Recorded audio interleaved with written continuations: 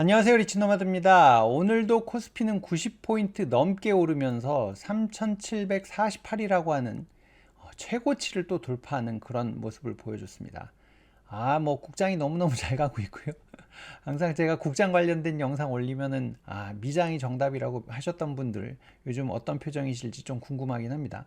올해 50% 넘게 오른 국장을 외면하지는 않으셨으면 좋겠고요. 국장, 미장 구분하지 말고 돈 되는 쪽에 가자가 저의 신조인데 여러분들 생각은 어떤지 궁금합니다. 요즘에 이제 아무래도 가을이 되다 보니까 퇴직 관련된 소식이 좀 많아지는 것 같습니다. 임원 인사 시기도 이제 거의 다 된 것 같고 다음 달 정도 오면 이제 막 발표 나기 시작할 것 같고요.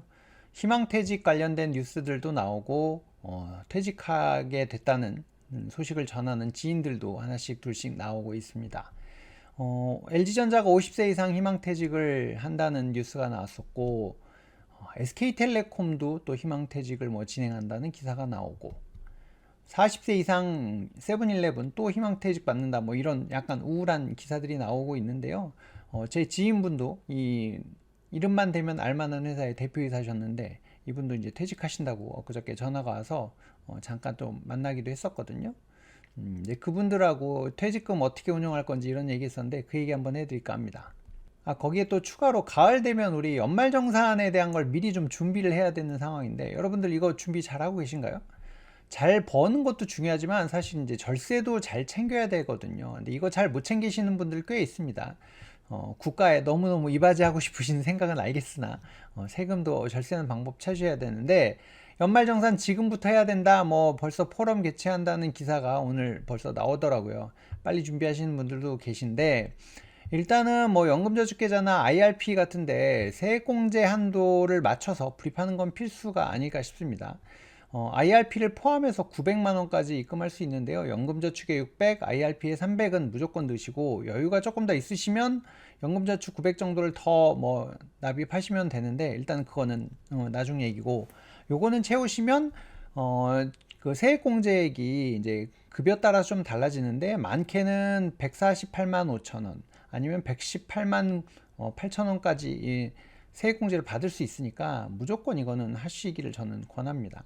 이렇게 좀 띄워놓은 나 여기에 늘 돈도 없어요 하시는 분은 어쩔 수 없겠지만 여기다가 이제 나의 퇴직을 앞당겨 줄 수 있는 것들을 쌓아야 되잖아요. 이제 그런 부분 때문에 저는 꼭 하시라고 얘기를 드리는데 이제 퇴직 예정인 지인이 야 나 퇴직금 IRP로 들어오는데 이거 어떻게 해야 돼? 이제 이런 것 때문에 한번 얘기를 해보자 해서 한번 미팅을 가졌습니다.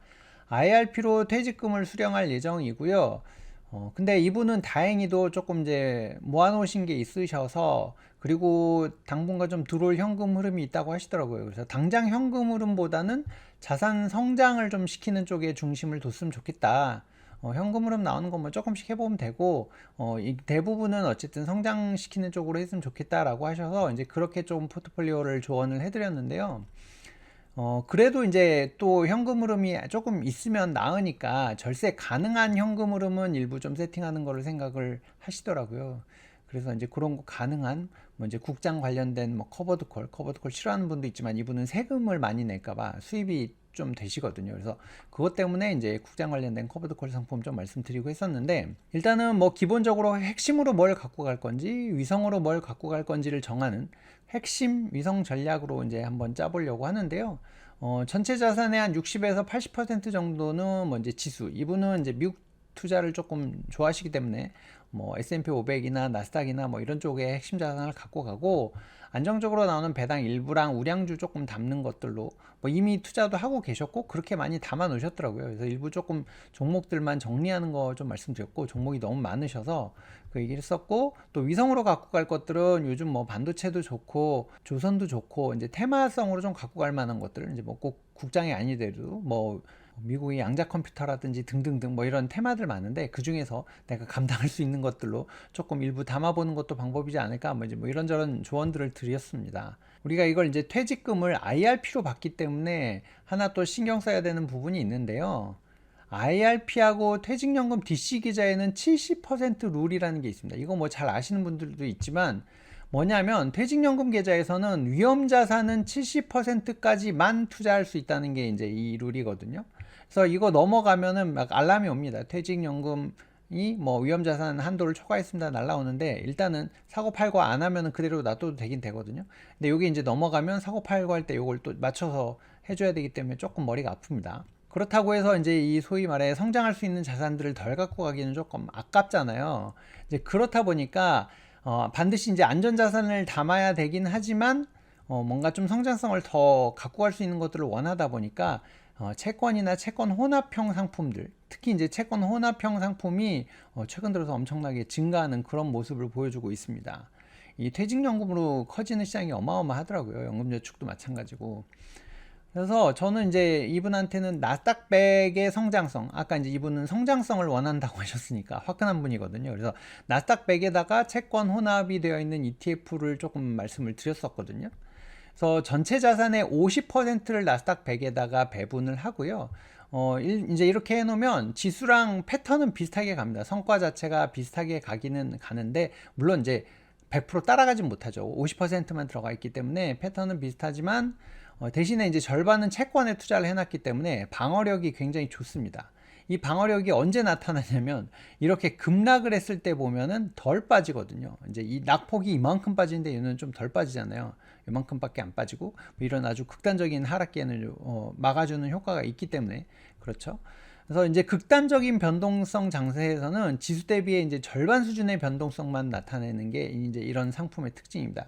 이게 지금 2020년에 코로나 터졌을 때 변동성이 이제 나스닥 100으로만 갔을 땐 2배 정도 이렇게, 그러니까 2분의 1밖에 변동성이 안 나타났거든요. 좀 이제 안정적으로 갈 수 있다는 이제 장점이 있기 때문에 이것도 또 이제 우리가 선택을 해야 되는 거잖아요. IRP의 30%는 무조건 이걸 담아야 되니까, 그렇다면 어느 정도의 성장하는 패턴은 비슷하게 가면서 변동성을 좀 줄일 수 있는 상품을 선택하기 위해서는 이런 채권 혼합이 괜찮지 않을까 해서 이걸 이제 말씀을 드렸습니다.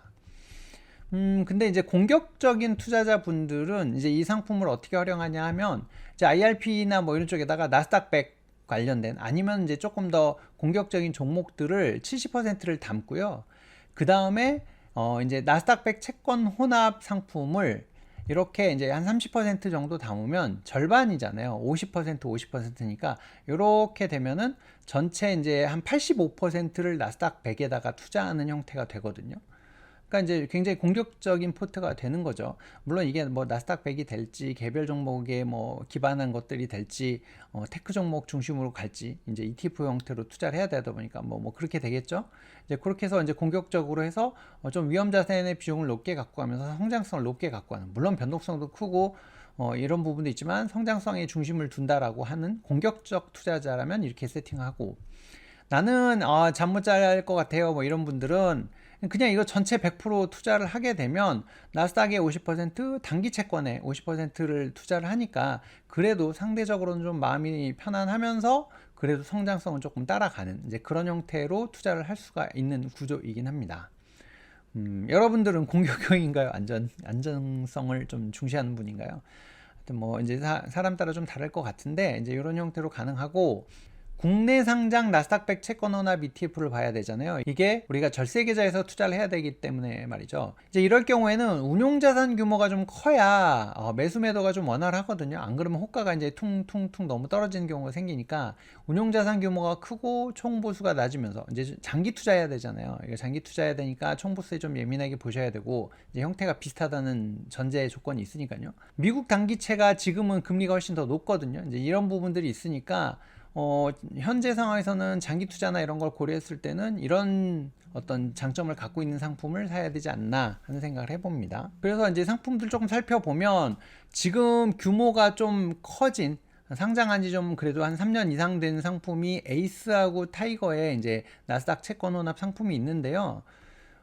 지금 보시면 총보수는 에이스가 타이거에 비해서는 좀 낮습니다. 이 3천억 가까이 되는, 뭐 여기 2,300억 정도 되는데 이제 이렇게 차이가 나고, 제가 이 핑크색으로 색칠해 놓은 걸 보시면 여기는 나스닥에다가 미국 초단기채를 넣어놨는데, 타이거 같은 경우는 나스닥 30%에 국내 채권이 70% 이제 이렇게 되어 있습니다. 그러니까 이 구조 보시고 나의 성향 따라서 고르시면 되는 거고요. 요 지금 타임폴리오 같은 경우는 나스닥에다가 한국채를, 이제 우리나라 국채를 단기채를 넣어 놓은 거고, 지금 이제 원큐 같은 경우가 같은 제가 얘기했던 거랑 비슷한 구조인데 나스닥 100이 50%, 이제 미국채 단기채가 50%고 총보수도 굉장히 낮습니다. 근데 이제 상장한 지가 조금 얼마 안 돼서 이런 부분은 감안은 하셔야 될 것 같고요.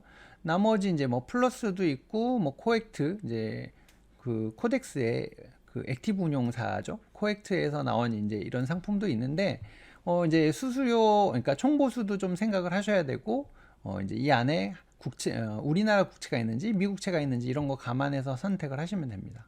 아무래도 이제 뭐 자산 규모 좀 크고 보수는 상대적으로 낮고 미국 단기채 투자하는 게 그나마 낫지 않을까 뭐 싶기는 한데요. 이제 이건 여러분들이 판단을 해보시면 될 것 같고 지금 이 시장이 굉장히 빠르게 커지고 있다 보니까 이제 이 그 구성을 좀 바꾸더라고요. 에이스 같은 경우가 원래는 미국채 혼합 여기서 그 조금 비중이 달랐었거든요. 나스닥 100 비중이 30%였는데 50%로 이번에 바꿨다고 합니다. 변경 전에는 이제 단기채가 70%, 나스닥이 30%였었는데 지금은 이제 나스닥이 50%, 단기채가 50%의 구조로 바뀌었거든요. 그래서 아까 말씀드렸던 이제 이런 구조가 가능하니까 여러분들의 어떤 성향에 맞춰서 고르시면 될 것 같은데 나는 성장성을 우선으로 한다 하시는 분들은 이제 이렇게 50대 50으로 되어 있는 상품을 담으시면 될 것 같습니다. 여러분들은 어떤 상품을 IRP 안전자산에 담고 계신지 한번 댓글 남겨주시면 좋을 것 같고요. 지금 이제 다음 주부터 온라인 강의 진행이 되거든요. 이제 저랑 같이 공부하실 분들은 파이어 클럽에 오셔서 수강 신청을 해주시면 될 것 같고요. 그 중에서 제가 두 분은 따로 1대1 클래스를 한번 진행해 보려고 하니까 많이 신청 부탁드리겠습니다. 아직도 구독 안 하고 보시는 분들이 많은데 알림 설정까지 해주시면 많은 소식 들을 수 있으니까요. 부탁드리고 좋아요와 댓글까지 남겨주시면 제가 힘을 얻어서 더 좋은 컨텐츠를 만들 수 있을 것 같습니다. 오늘은 여기서 마치도록 하겠습니다. Live your life. 여러분들의 경제적 자유를 응원합니다. 고맙습니다.